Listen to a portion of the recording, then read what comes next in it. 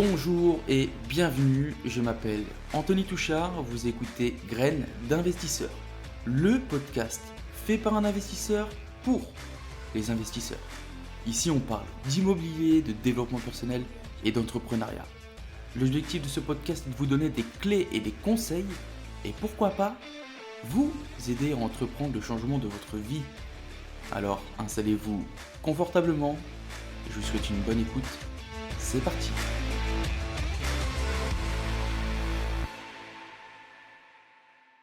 Bonjour et bienvenue tout le monde, bienvenue dans ce tout nouvel épisode du podcast Graines d'investisseurs. Comme d'habitude, c'est Anthony et c'est toujours un plaisir de vous accueillir pour l'épisode du jour.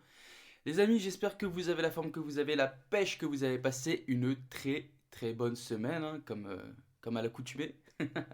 Bon, il fait un peu froid en ce moment, je peux comprendre que le moral est un peu aura des pâquerettes, mais ça va le faire les amis.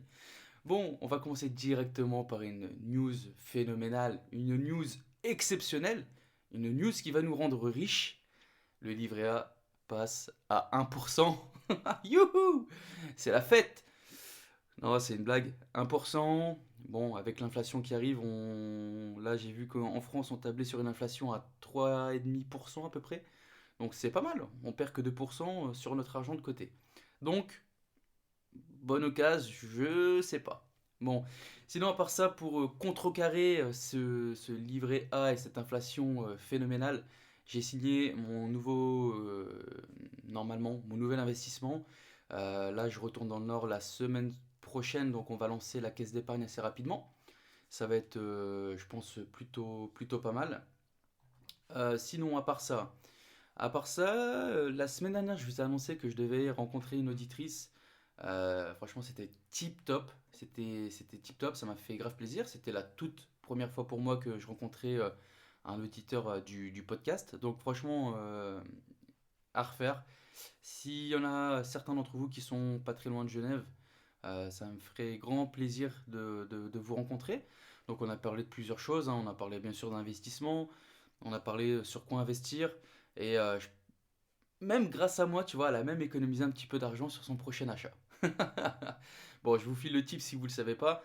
En fait, lorsque vous achetez un bien en copro et donc il y a un fonds de travaux allure, il faut savoir que ce fonds de travaux est affecté au bien. C'est-à-dire que dans le prix que tu vas payer pour acheter le bien en question, bah en fait, tu achètes aussi le fonds de travaux. Mais certains notaires, ils aiment bien dire que bah il est coutume de rembourser au vendeur. C'est dans les mœurs, c'est comme ça, ok. Mais bullshit. C'est du bullshit. Légalement, vous n'êtes pas tenu de le rembourser. Légalement, le fonds de travaux appartient au bien.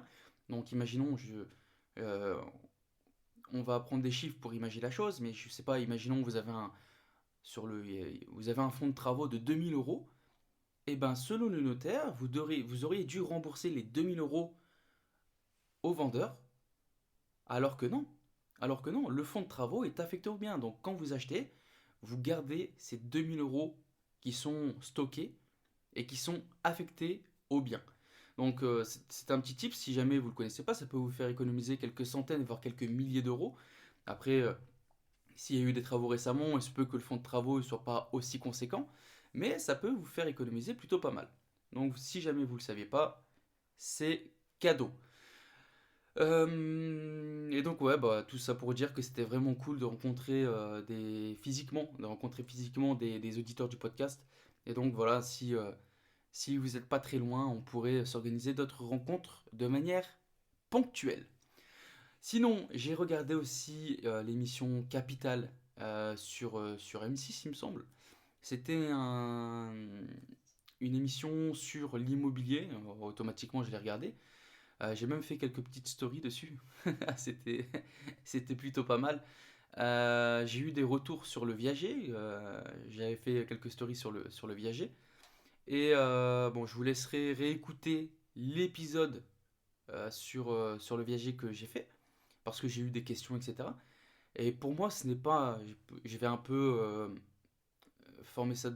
dire ça de manière globale, mais allez écouter l'épisode sur le viager. Mais pour moi, c'est pas un bon investissement, surtout si on veut grossir dans l'immobilier.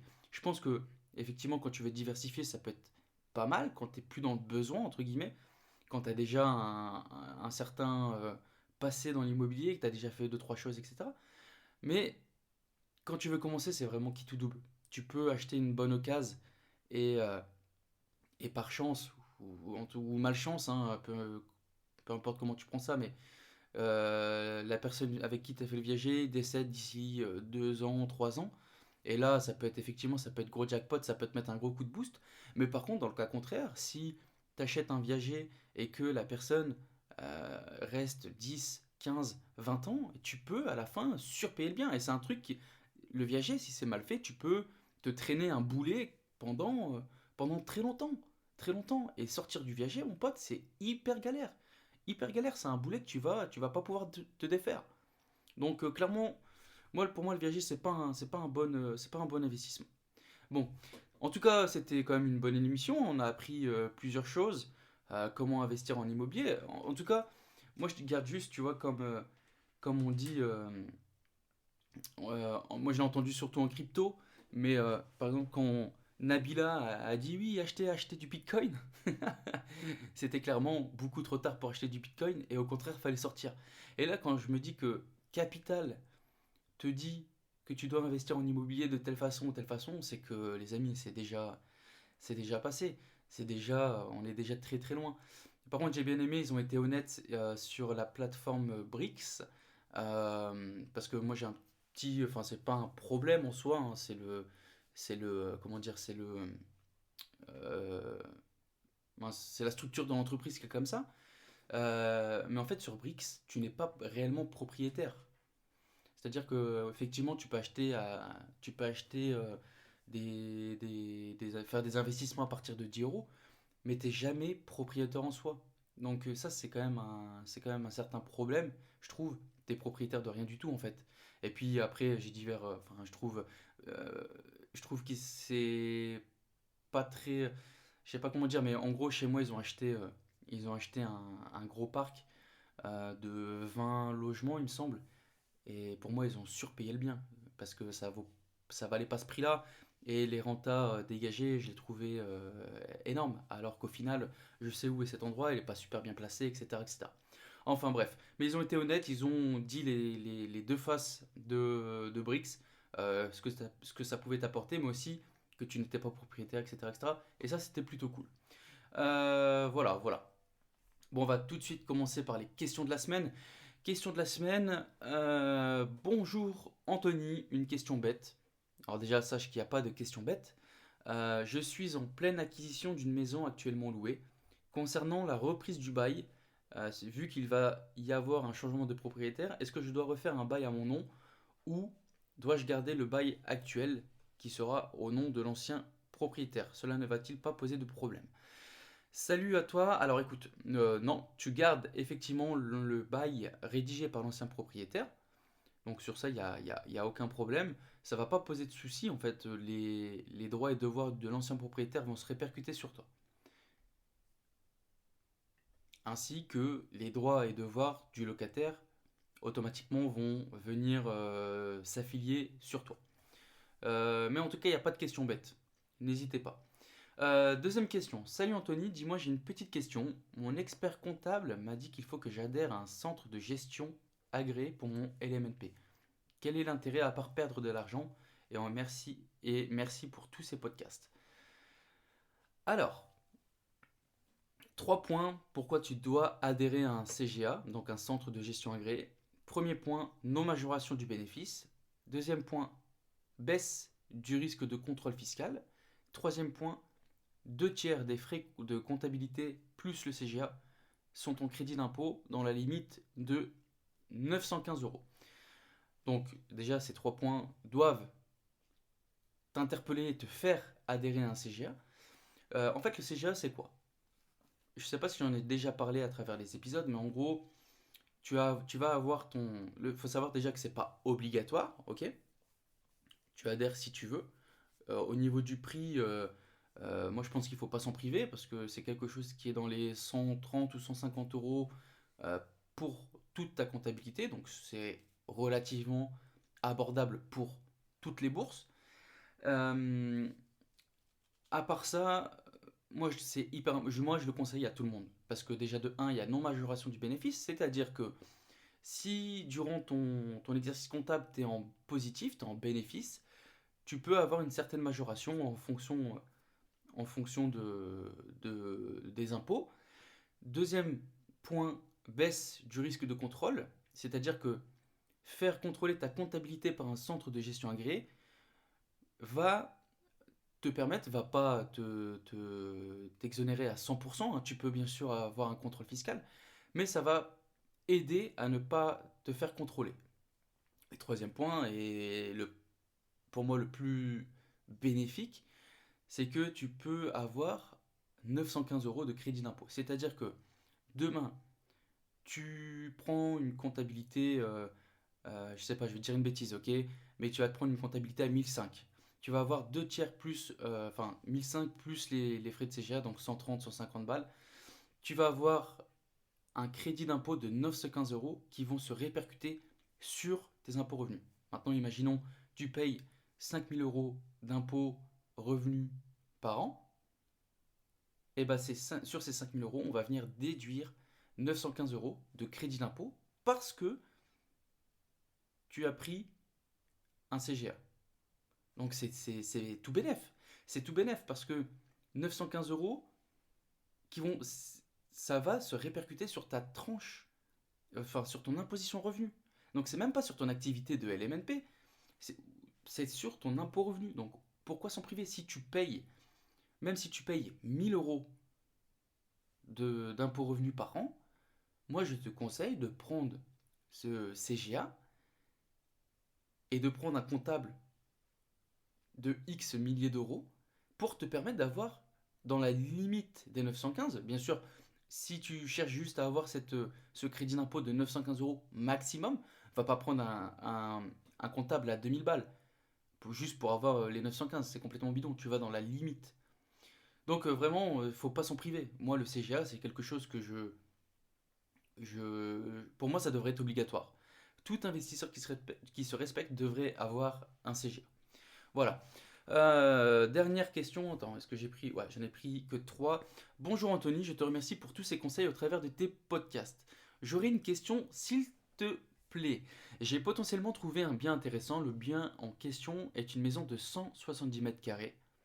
J'aurais aimé y faire 3 appartements, vu que cela s'y prête assez bien. Le souci, c'est que le terrain est soumis à un droit de passage pour que le voisin accède à son terrain avec sa voiture. Y a-t-il une possibilité pour faire sauter le droit de passage? Je ne sais pas s'il est inscrit quelque part officiellement ou si c'est juste un accord avec l'ancien propriétaire. Le voisin aurait toujours accès à son terrain, mais en passant par son habitation, mais ne pourrait plus y mettre une voiture. Je te remercie. La question c'est tout simple pour répondre à tout ça. Est-ce que le droit de passage est noté dans l'acte notarié? Si oui, tu pourras pas le faire sauter, clair et net, sauf en passant par le tribunal. Et je te dis tout de suite, c'est pas gagné d'avance. Tu vas même faire des démarches pour rien. Parce que c'est un acte notarié, ça a été inscrit, ça date depuis X temps, et c'est pas toi qui va arriver avec ton truc et te dire ok, moi ce droit de passage là, j'en veux plus. Quand tu as acheté, s'il était. Alors bien sûr, si le droit de passage est noté, hein, dans l'acte notarié, quand tu achètes, tu achètes en connaissance de cause. Donc ça va être très très dur, à moins de trouver une justification réelle et sérieuse pour faire sauter ces droits de passage. Maintenant, s'il n'est pas noté, effectivement, là, il n'y a aucun problème.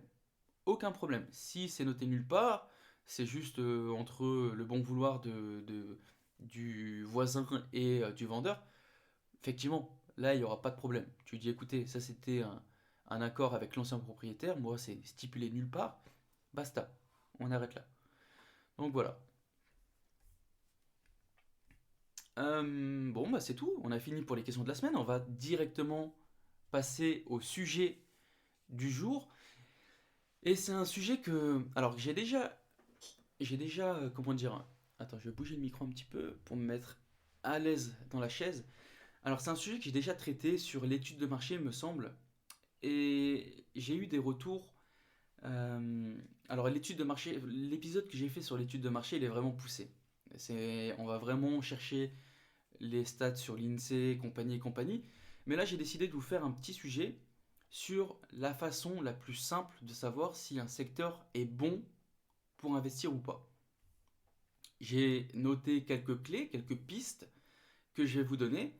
Et normalement, tu vois, ça va te permettre de faire ton étude. Enfin, c'est pas vraiment une étude, c'est juste de. Comment dire de dire que oui, ton secteur est bien ou non, ton secteur n'est pas bien. Alors, déjà, le premier point que j'ai noté, la première chose que moi je fais pour faire une vision rapide de mon secteur, je vais déjà aller sur les sites de location. Le Bon Coin, Se Loger, etc., etc. Et cetera. Et je vais déjà regarder ce qui se fait sur le marché. À partir de là, si je vois que il y a beaucoup de biens, beaucoup de logements qui sont en location, problématique. Si je vois que effectivement il y a beaucoup de biens, mais voilà, c'est toutes les annonces, ce sont des logements tout pourris, moches, euh, que c'est pas tip top, mais que je vois pas de beaux logements, moi ça me donne déjà l'information que certainement les bons logements partent vite. Ça c'est le premier point. Le deuxième point, ça je le répéterai et je le répéterai tout le temps, mais tu dois absolument te déplacer sur place, tout simplement parce que si tu ne te déplaces pas sur place, tu ne pourras pas regarder l'état de la ville en général, regarder les différents quartiers, parler avec les gens, etc. Parce que en fonction d'où t'es, tu peux. Il y a des quartiers qui sont hyper bien, il y a des quartiers qui sont pas top, tu vois. Je vais te parler d'une ancienne ville. D'une ancienne ville où j'ai vécu quand j'étais militaire. Euh, Si je prends cette ville, quand je regarde l'état général de la ville, c'est tip top. On est sur la côte d'Azur, c'est assez bien, etc., etc. Maintenant, quand je fais un focus vraiment sur la ville même, il y a différents quartiers. Et dans une même ville, tu peux avoir telle rue qui est hyper bien pour investir, mais celle-ci, non. Euh, et voilà, je vais donner la ville. La ville, c'est Draguignan. Draguignan, c'est une ville top. Moi, j'ai vraiment kiffé habiter cette ville. Mais par contre, tu vois, dans certaines rues, il est franchement interdit d'acheter.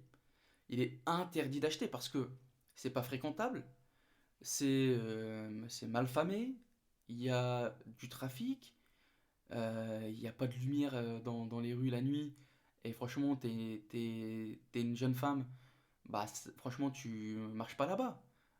Quand il fait nuit, tu marches pas là-bas parce que laisse tomber, t'as trop peur. Et donc, si tu ne connais pas la ville, et que toi, effectivement, tu te dis, oh putain, cette ville-là, elle est tip top, et j'ai trouvé l'annonce. Parce qu'effectivement, dans ces rues, les prix sont en dessous du prix moyen au mètre carré. Et si tu connais pas, tu vas te dire quoi? Putain, c'est une occasion, c'est une occasion. Sauf que derrière, le problème c'est que tu vas acheter un logement moins cher au mètre carré, mais le problème c'est que tu ne pourras pas le louer, ou très difficilement, ou à des personnes pas top, ou avec un turnover énorme. Et donc c'est pas une bonne occasion. Au final, ton bien qui coûte moins cher au prix au mètre carré, bah c'est pas une bonne occasion parce que tu as investi dans la mauvaise rue. Alors que peut-être 500 mètres plus loin, il y a une rue qui est tip top, tu vois. Ça me fait penser aussi à Roubaix. Moi j'ai étudié Roubaix pour investir là-bas. Il y a une rue qui est immense. C'est une longue rue. En fonction d'où tu te situes dans la rue, les prix ils varient quasiment à deux moitiés. Parce que si tu habites au début de la rue, c'est un quartier bien propre, etc., etc. Si tu habites dans le fond de cette rue, laisse tomber, c'est carnage. Donc même dans la même rue, tu peux avoir des différences. Et si tu ne te déplaces pas sur place, tu pourras jamais le voir. Si tu ne te déplaces pas sur place, jamais tu pourras voir que ces rues, elles sont mal famées, que tu n'as pas envie d'y marcher parce que tu as peur de te faire agresser, etc., etc. Troisième point qu'on peut regarder, c'est de parler avec les gens. Dites-leur que, je sais pas, vous êtes muté et que tu cherches un endroit où acheter. Posez-leur des questions pour savoir eux où ils habitent, où ils vous conseillent de rechercher, où ils vous conseillent d'acheter. Et voilà, tu dis voilà, écoutez, je suis prof, je viens d'être muté dans la région, je cherche un logement, où est-ce que un endroit assez sympa, etc. On va vous conseiller. on va vous conseiller. Ensuite, pour savoir si la ville en question, c'est bien, est-ce que tu vois des constructions? Parce que si tu vois des constructions, il y a peut-être une tension locative et donc une forte demande. Le neuf attire toujours des gens. Dès qu'il y a de la construction, il y a de la demande. Il faut savoir que, en général, tu sais, on va pas construire un immeuble neuf alors qu'il n'y a pas de demande. S'il y a une construction d'immeuble, c'est qu'il y a une étude de marché qui a été faite. C'est comme certains, ça sera un des points qu'on va venir juste après, mais s'il y a certaines enseignes qui se positionnent dans cette ville, c'est que eux, leur étude de marché est verte, elle est positive. Donc s'il y a des bâtiments qui sont en construction, effectivement, il y a de la demande. Donc ça peut être aussi un bon point. Maintenant, méfiance. Si tu vois 32 immeubles en construction dans une ville de 20 000 habitants, bon, bon, et encore j'abuse, tu vois, mais si tu vois 32 immeubles dans une ville de 10 000 habitants, effectivement, tu vois, il y a peut-être un petit problème. Si tu vois qu'ils vont construire 600 logements pour accueillir des familles, bon, est-ce que c'est la bonne période pour acheter? Je sais pas, peut-être qu'il va y avoir une baisse des prix ou quoi. C'est tout ça, tu vois, c'est toute cette atmosphère-là qui va te donner plein d'indices, plein de pistes à explorer, etc. Donc, si tu vois des bâtiments en construction, ça peut être un bon, comment dire, un bon critère à regarder. Après, en fonction du type de bien que tu cherches, moi je regarde aussi les voitures, les gens. Parce que par exemple, si tu investis dans une zone où tu vois des belles voitures, tu vois que les gens ils sont top, ils sont bien habillés. Après, moi je te parle, je te dis la vérité, hein, je te dis vraiment ce que je fais. Mais si tu vois des gens qui sont bien habillés, qui sont euh, bien apprêtés, ils sont bien sur soi, bah ça peut te donner des petits trucs. Maintenant, si tu vois effectivement, si tu vois, excuse-moi, mais si tu vois des cassos, le mec qui est pas bien habillé, il a des vêtements arrachés, bon, tu te doutes bien quand même que t'es peut-être pas dans une bonne zone, tu vois le truc.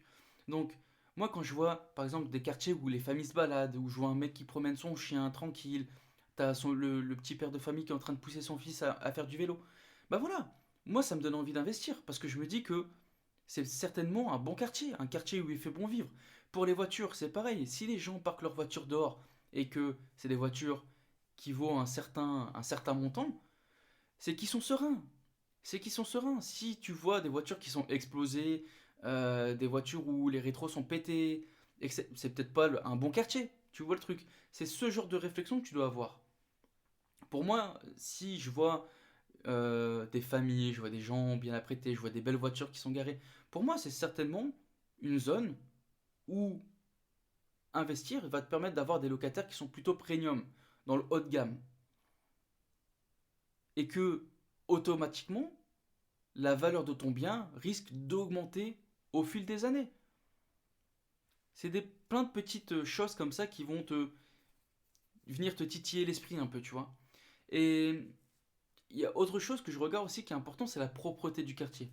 Parce que souvent, et c'est malheureux, hein, c'est clairement malheureux, mais les bons quartiers sont les quartiers les plus propres. C'est malheureux à dire, mais c'est la vérité. C'est la vérité. Dans les quartiers un peu moins aisés, les quartiers un peu moins bien, bah, tu peux trouver des poubelles par terre, tu peux trouver des gens qui jettent des trucs par les fenêtres. Et les amis, là je vous le dis clairement, ça c'est mon histoire qui parle, mais je vous jure que je l'ai déjà vu. Les gens jettent n'importe quoi par les fenêtres. J'habitais dans un quartier, les gens c'était vraiment des salles. Les gens c'était vraiment... ils jetaient des sachets par les fenêtres de merde. Et je l'ai vu. Donc on va pas me dire que ça n'existe pas, etc. Parce que je l'ai vu de mes propres yeux. Donc je vous dis que ça existe. Et malheureusement, les quartiers les plus propres sont souvent les meilleurs quartiers. Voilà. Et tous ces points nous disent qu'en gros, bah voilà, peut-être que dans ce secteur-là, il y a de l'argent il y a de l'argent dans cette zone. Que les gens font attention à leur logement, que les gens investissent de l'argent. Et quand les gens investissent leur argent, ils font attention. Donc le quartier est plus sympa, il y a moins d'incivilité, il y a moins de drogue, il y a moins il y a plein de choses. Et donc, automatiquement, c'est un secteur qui va être plus attractif Et c'est un secteur où il fait bon vivre. Voilà. Et tout à l'heure, je vous parlais des magasins. Mais les magasins, c'est pareil. Vous savez, les hôtels, les magasins et toutes ces enseignes, quand ils, ils s'implantent dans une zone, ben ils s'implantent pas comme ça. Ils sont pas dit, tiens, vas-y, aujourd'hui, je vais venir ici. Non, il y a des études de marché qui sont faites. Et c'est pas des études de merde faites sur Internet, sur l'INSEE et compagnie. Eux, c'est des études poussées. Ils viennent voir, ils viennent pour savoir si oui ou non ils investissent dans la zone. Donc, autant en profiter. Si des hôtels viennent s'implanter, si certains magasins viennent s'implanter, c'est que voilà, il y a effectivement un développement d'entreprise dans cette zone et que c'est sûrement un bon secteur. Personnellement, moi, sur mon secteur, il y a, il y a quelques points qui me font penser que mon secteur, c'est un bon secteur à long terme. Parce que il y a un gros centre commercial qui s'étend d'année en année, tous les ans. Et tu sais, je retourne pas très souvent dans le nord, et à chaque fois quand j'y vais, putain, c'est un truc de fou. Il y a des magasins qui poussent comme des champignons. Et d'année en année, ça augmente, ça augmente. Tu vois, par exemple, j'ai les entreprises les nouvelles entreprises de boulangerie, tu sais, Marie Blachère, Boulangerie Louise et compagnie. Ça a ouvert comme des petits pains, c'est un truc de fou. C'est le cas de le dire, tu vois, comme des petits pains. Ça a poussé énorme. J'ai genre 4 ou 5 boulangeries sur 10 kilomètres à la ronde. C'est que effectivement, il y a une demande. Il y a une demande. Et s'il y a des entreprises comme ça, tu vois, il y a des entreprises comme Action, Lidl, Aldi, ils ont ouvert plusieurs magasins à 10 kilomètres à la ronde. C'est pas pour rien. Dans les 5 dernières années, il y a un hôtel qui est venu s'implanter, il a repris un ancien hôtel qui était fermé, il a tout rénové. Le mec, il a pas fait ça pour perdre son argent.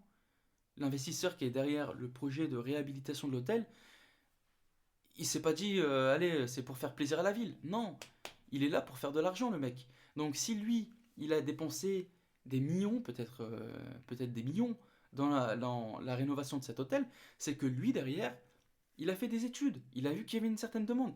Et la preuve en est, c'est que son hôtel, il tourne du poney. Son hôtel, il tourne du feu de Dieu. Donc voilà, moi, c'est toutes ces choses-là qui me font dire qu'un secteur est bon ou est pas bon. Si tu vois que ça se développe, etc., oui, c'est un bon secteur. Maintenant, parlons un peu aussi des transports. C'est le quatrième point. S'il y a un train, s'il y a des, des lignes de bus bien desservies, s'il y a un tram, etc., tout ça, c'est des indices. S'il y a un tram qui se développe, bah, c'est peut-être que oui, il y a de la demande. S'il y a un train, c'est un bon point pour les villes où investir. Les villes où il y a une ligne directe avec les grandes zones. Paris, Lyon, etc., etc. C'est un bon point. C'est un bon point d'avoir un train TGV, qui plus est, dans sa ville. C'est un bon point. Donc voilà. Et tout ça, ça donne plein de petites,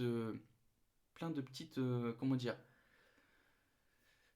plein de petites lumières, tu vois, qui viennent ça vient badger vert, vert, vert. Ah ok, ça c'est peut-être orange, ça c'est vert, ça c'est rouge.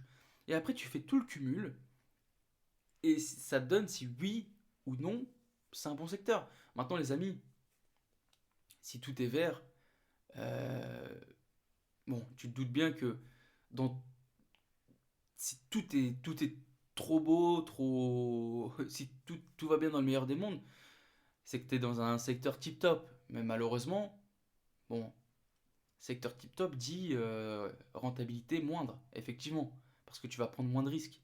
Ça va être quelque chose de hyper cher, tu vois, pour faire de l'investissement locatif ou de l'investissement long terme. Et avant de clôturer, je vais juste faire un point avec vous par contre, j'aimerais vous dire de faire attention, c'est avec tout ce qui se trouve sur Internet. Je vais vous parler en connaissance de cause parce que je vais vous parler de ma ville, là où j'ai grandi. Ok, ma ville, tu vois, c'est pas Paris, c'est pas Lille, c'est pas Lyon, on est d'accord. On est sur une ville de 30 à 40 000 habitants. Et quand tu regardes tout ce qui se dit sur ma ville, quand tu regardes la ville sur Ville Idéale, ou si tu regardes juste sur Facebook, sur les actualités toutes les actualités, toutes les informations qui concernent ma ville, parce que voilà, il faut se tenir informé de ce qui se prépare, ce qui va se faire, etc. Et moi, je vois que des critiques, tout le temps. Alors que petit à petit, la ville, elle se réinvente. Moi, je le vois parce que je ne suis plus, citoyen de cette ville, donc je reviens de moins en moins de fois, etc. Mais je vois les changements. À chaque fois que je viens, je vois les changements, c'est flagrant. Et quand tu lis les trucs, putain, il y a que des critiques. Alors, alors que la ville, elle se réinvente, elle se modernise. Il y a des infrastructures en construction, il y a des magasins qui s'implantent. Et tout ça, quand tu es dedans, quand tu regardes sur Ville Idéale, moi je vois que des critiques, que des notes en dessous de 10. Et ça m'énerve. Et je vais donner un truc. Tu vois, le quartier où je te disais, où les gens jetaient des trucs par les fenêtres et compagnie, c'est le quartier où j'ai grandi. J'ai fait de ma naissance jusque, je sais pas, peut-être 13-14 ans. Même peut-être un petit peu plus. Après, j'ai déménagé dans la ville d'à côté. Moi, tu vois, le quartier où j'ai grandi, vraiment, à la base, c'était pas un quartier recommandable. C'était un quartier qui avait vraiment une sale réputation, peut-être même injustifiée, hein, selon mon avis. Parce que on pensait que genre, c'était le ghetto, c'était un truc de fou, tu vois. Et aujourd'hui, j'ai 30 ans, c'est devenu le quartier prisé. C'est le quartier où, genre, si t'habites là-bas, t'es bien vu. C'est le quartier prisé de ma ville, et pourtant, quand tu regardes, il y a des gens qui critiquent encore, tu vois. Donc, je vous dis juste de faire attention, prendre avec des pincettes ce qu'on trouve sur Internet, parce que tu peux toujours avoir les gens, tu sais, tu sais, c'est comme quand tu vas dans un resto, les seules critiques que tu remarques, c'est toujours des critiques négatives, tu vois rarement de critiques positives. Et c'est la mentalité française, hein, on est toujours là à critiquer, critiquer, critiquer. Et quand c'est bien, bon, on le dit pas. Alors que ça fait plaisir de le dire. Et ben c'est pareil sur tout ce qui se trouve en rapport avec la ville. Des fois, ce serait bien de le dire aussi. Donc juste de faire attention avec ce qu'on trouve sur Internet. Dans tous les cas, il faut bien retenir quelque chose en tête, c'est que si tous les indicateurs que je t'ai donnés, si tout est vert, bah effectivement, tu vas être sur un secteur top, tip top même. Par contre, un secteur top, c'est sûrement pas un secteur où tu risques de faire beaucoup d'argent. Comme je te l'ai dit, la renta se paye en fonction des risques qu'on est prêt à prendre. Je te redonne l'exemple de Draguignan, là où j'étais, où je vivais là, c'est les dernières années. La renta moyenne, je pense qu'elle doit tourner autour des, allez, peut-être 5-6, je pense, à peu de choses près. Eh bien, si tu investissais dans les rues merdiques que je t'ai dit tout à l'heure, effectivement, ta renta serait certaine, elle serait certainement autour de 9-10%, mais avec toutes les emmerdes qui vont avec. Donc, voilà, je cherche une conclusion, mais voilà. Maintenant, renseignez-vous aussi sur les projets à venir. Peut-être que votre ville va être desservie peut-être par une ligne de tram, comme ça va vous permettre un accès plus rapide au centre-ville, par exemple.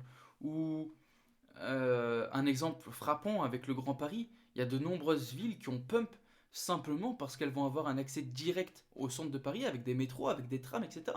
Donc à vous de vous renseigner, à vous de vous tenir informé des projets futurs, de ce qui va se faire, etc. Et ça, pour moi, franchement, tu peux vite te faire une idée, une première idée au moins, une première idée de savoir si oui ou non ton secteur est bien ou est pas bien. Et à partir de là, effectivement, si tu as trouvé que ton secteur est bien, tu as trouvé les zones où investir, là maintenant tu vas faire ton étude de marché poussée. Tu vas recommencer à chercher des biens, etc. etc. Donc voilà les amis, c'était un petit sujet qu'il y a des personnes qui m'ont demandé pour éviter de faire une grosse étude de marché, etc. avant de savoir si oui ou non on est bien, on est sur le bon secteur. Moi je procède comme ça. C'est un petit épisode vraiment un peu didacticiel, un peu. Essayez. N'hésitez pas à me faire un retour si vous trouvez que la méthode peut être améliorée, si vous avez des points que vous soulevez en plus. Ça se prend, hein. Moi je prends absolument toutes les critiques. Et puis voilà. Alors, ce que je vais vous demander de faire, c'est de partager ce podcast à tous vos contacts, amis, famille, tous ceux qui sont intéressés par l'immobilier, le développement personnel, l'entrepreneuriat, la bourse aussi. On va commencer à parler un petit peu plus de bourse. N'hésitez pas à partager ce podcast, à le noter. Surtout, c'est important sur Spotify et sur Apple Podcast, notez-le 5 étoiles. Les amis, c'est gratuit, ça vous coûte 2 minutes de votre temps. Donc moi, ça me ferait vachement plaisir d'avoir un peu plus de notes, parce qu'on fait un peu pitié quand même. Quand je vois le nombre d'écoutes et le nombre de notes, dites-moi les amis si le contenu vous plaît, si ça vous fait plaisir. Et motivez-moi, notez-moi 5 étoiles, ça fait toujours plaisir. Voilà les amis, on va conclure cet épisode par vous souhaiter de belles choses, de passer une très très bonne semaine. 1% chaque jour, on n'oublie pas. Et je vous dis à la semaine prochaine. Ciao ciao ciao.